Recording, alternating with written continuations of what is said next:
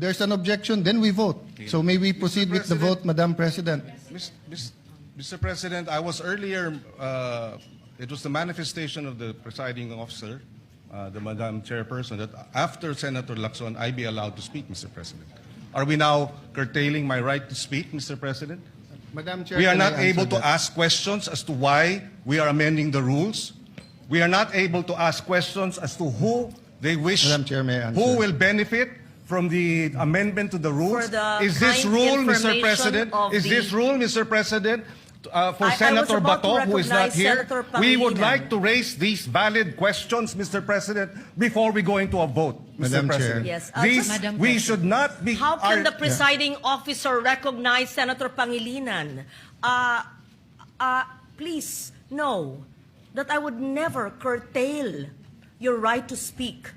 Just as in 2004, I believe you were seated, and I was a vice presidential candidate of FPJ then, and my microphone was closed, and my right to speak was closed, was not given.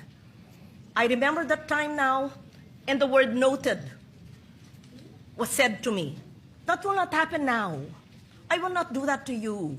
And I'm not curtailing your right to speak, Senator Pangilinan, except that you were speaking at the same time. And I was about to recognize you because Senator Lacson had the floor. Thank you, Madam President, for So that I just wanted to clarification. be clear on record because I If- recognize you're being emotional, but it will go on Senate record that the presiding officer was curtailing your right to speak.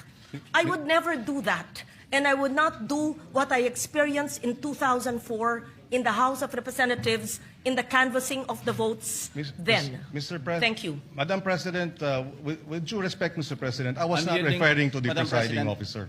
I'm yielding the floor to Senator Pangilinan. Yes, Thank thank you. you, Senator Lacson. We recognize Senator Francis Pangilinan. Yes, Mr. President, and allow me to clarify, Madam President. I was not referring to the presiding officer in terms of the curtailing of my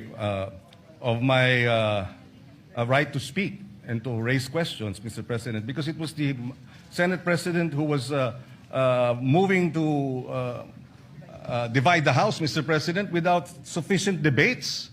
Mr. President, this is the first time I'm going to experience this in a long time wherein debates are now being curtailed because there's a Since you're motion not to being divide the curtailed, House. we would like to hear your objection to the motion. Thank you.